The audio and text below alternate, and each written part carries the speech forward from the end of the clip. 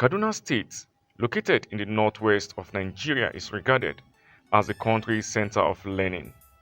Ironically, the events that led to a series of conflicts in the state can be translated into volumes of academic literature that could be studied. The crisis in Kaduna State has strained relationships and made the state to become the epicenter of deadly violence that have emerged the state into a humanitarian crisis. Most of the crises in Kaduna State could be attributed to factors such as ethnic differences, religious bigotry, and farmers and herders striving for land dominance. The Kaduna crisis dates back to 1981 when a land dispute between Hausa traders and residents of Adara in Kachia local government area led to violent clashes. In 1986, a contest over the district headship of Lere in Lere local government area, where some locals were opposed of the candidature of a Muslim contestant, resulted in youth violence.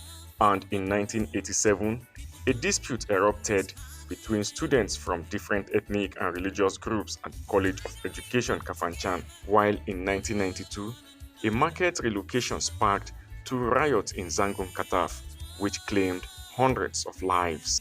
The Miss World crisis in November 2002 was a series of religiously motivated crises in Nigerian city of Kaduna State, where at least more than 200 persons were killed. These crises became the catalyst of the Sharia conflicts in Nigeria, which began in 1999, where several predominantly Islamic northern states in Nigeria decided to introduce Sharia law. Furthermore, the deadly post-election crisis of 2011 in Kaduna State was another cause of concern, as places of worship were desecrated and scores of persons killed during the incident. These conflicts, which often center around ethnic and religious divisions, have caused mistrust, fear, and animosity between different communities and further polarized the society and made efforts towards peace building and reconciliation difficult.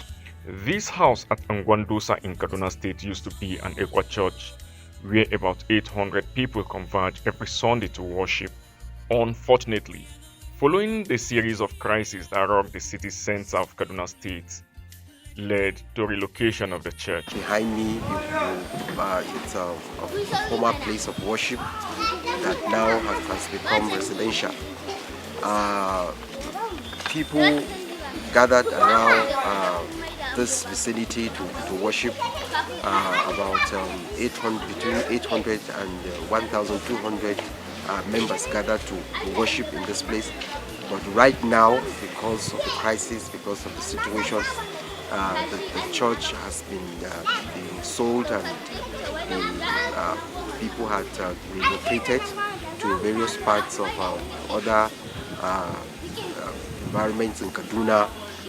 Reverend Elijah Abubakar Dreams was an eyewitness of a bombing incident at St. Rita's Catholic Church in Gwandosa, where a suicide bomber detonated a bomb right in the middle of a Sunday service. Within that period, when I was coming for service, it happened on Sunday morning. When I was coming to service, I had the bomb and I thought it was under my car. My family were inside. But a few minutes later, I realized that it wasn't under the car, it was St. Rita that was bombed. And the ceiling of this church literally came down within that period. That was the end of the service because we had to quit the service and start packing the injured to the hospital in order for them to be treated so that we can save life. That Sunday, there was no service within this vicinity. Those of the Christian faith are not the only ones that have been affected by these insane religious conflicts in Kaduna State.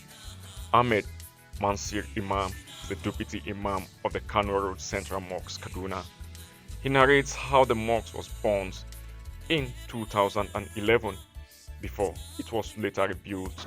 The mosque was burned into ashes because we don't pray at that time. There is another, we have space there. One Alaji, an oil dealer, he built a small hall for us there we relocated praying. Then later, when this mosque reconstructed by His Excellency, then we are now praying here. Mohammed Abdullahi is the owner of Igala in Kaduna State. He also explained how some worshippers in some churches at Abakpa were displaced. It was almost the headquarters of Kwaibu Church here. During the crisis of 2006, this place was burned to ashes and destroyed.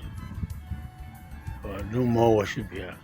And by now I can see some construction going on, which means the owners of the place must have sold it to somebody. The place was a very busy place. There was a unified Muslim and Christian environment. Their marriage lived peacefully before then. Both Imam and Abdullahi agreed that most of the crises in Kaduna State were religiously motivated. It's religious something, and youth, sometimes if something may happen in Sabon Tesha, then people here will react. If something happen, if there is fight here in Tudunwada, Kaduna, then Chukung or some areas will take over, and it's not good. It's not done in Islam. It's not good for humanity, not even Christian and Muslim. There are other religions apart from Christian and Muslim, but humanity in general, the environment is not conducive, because we must be interwoven, must be our brother's keeper. Our religion should not be a barrier to us, because nobody judges what you are. Nobody knows how God is going to judge you. So what has happened that time has given us a great concern. We are only looking for a way of coming together and be united like we are before. Despite the series of crises in Kaduna State, significant efforts have been made to address some of the factors that have emerged Kaduna State into a humanitarian crisis over the years. Notably, among institutions that have in no small measure collaborated and made frantic effort in peace building and interreligious harmony in Kaduna State are the Kuka Center, Health, Justice, Development and Peace Kaduna, and the Global Peace Foundation, where youth, religious and traditional leaders are brought together to dialogue in order to find solutions to addressing this crisis. We are Muslims or non-Muslims, we all belong to the same family, that is the family of Adam and Eve. Therefore, we have to live our lives in accordance with the teachings, tenet and injunctions of the religion we have chosen to be practicing. It's the same thing people use religion, it's the same thing people use tribe, it's the same thing people use all forms of identity. Kaduna people must wake up, rediscover their state, and resist those who are preaching division, who are now creating bigotry among us and making us begin to think others are supposed not to exist. Without others, we won't have Kaduna State. And those who have hurt us, let's find a room to forgive them in our heart. Unconditional forgiveness to those who have hurt us. Only then can we have a future that is assured. Because if you live in unforgiveness, you are drinking poison. You expect somebody to die. It is you who your future, your state of mind, your state of peace will diminish. So learn to think before you say anything. Otherwise, there will be no congregation for you if you're a religious leader, and there will be no country for you if you are politicians. And for the young people, it is enough of manipulating and mind control. Time has come that we should take our destiny in our hands and not wait to be told what to do. And I mean, Nigeria can be peaceful. If Nigeria is peaceful, Africa will be peaceful. One name that stands out among the vanguard of peace building and reconciliation in Kaduna State is Father Sixtus Ladi Onu, who through his platform Health, Justice, Development and Peace has been promoting peace through interreligious dialogue among youth groups, women as well as religious and traditional leaders, especially within the Abakpa axis of Kaduna State. We want to bring you here together as we have done in the past couple of months and years to talk about dialogue and peace, the things that can lead to peace and lead to mutual coexistence and us living together, especially in Kaduna North. For instance, between the 7th and 8th of July 2023, Father Sixtus Onu organized an intercultural and interreligious dialogue for 100 participants in Kaduna Central as part of the Kai Seed Fellowship initiative on the need for people to interact and accept each other's differences for peaceful coexistence in Kaduna State. So if we are aware of these differences, why the clashes? Why the conflict? Why the great animosity? Why the antagonism? Why these differences? These are the things we should be thinking about. If we want to be peace builders in our communities, we must improve or enhance our intercultural communication. It's very important. You should be different from somebody just outside, ignorant, that has no experience that you have. There should be differences. When you talk, your actions should differentiate you from somebody who have not had the opportunity that you have. Diversity in culture, the diversity in religion, the confusion we see is part of the diversity and the identity that many people are yet to come to terms with. The event, which was transmitted on national television as well as published on national dailies and online platforms, explains his commitment and passion towards ensuring lasting and enduring peace in Kaduna State. As part of the one-year fellowship program that I am involved in, which started late last year, early January, we're taken to Kenya, African cohort. We're also in India in May. By the end of November/December, we'll be expected to be rounding off. And in order to qualify for the graduation, you need to carry out an initiative. So I decided that I would work on this, which you have seen today, intercultural and interreligious dialogue between people living in Abapa, in Kaduna North, most of Kaduna North, not just restricted to Abapa.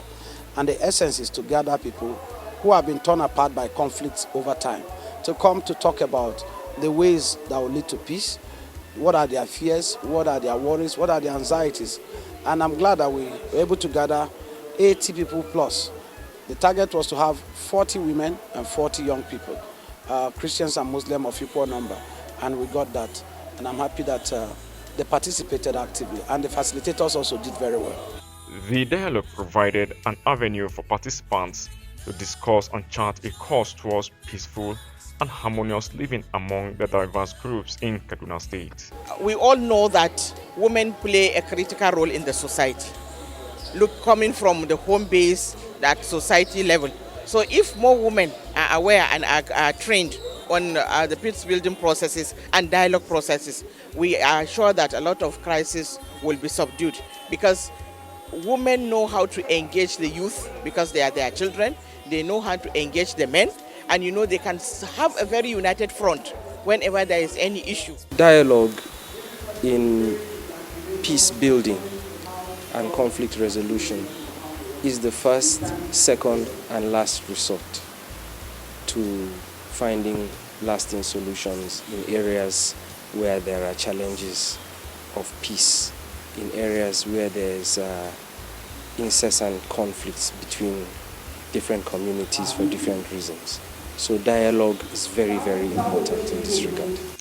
With a lot of efforts being made by these gentleman priests to complement government efforts in promoting interreligious and interethnic harmony in Kaduna State, it now behoves on the government of the state to create sustainable policies and programs that will encourage sustainable media representation and promote diversity and avoid stereotypes in order to foster a more harmonious and inclusive society.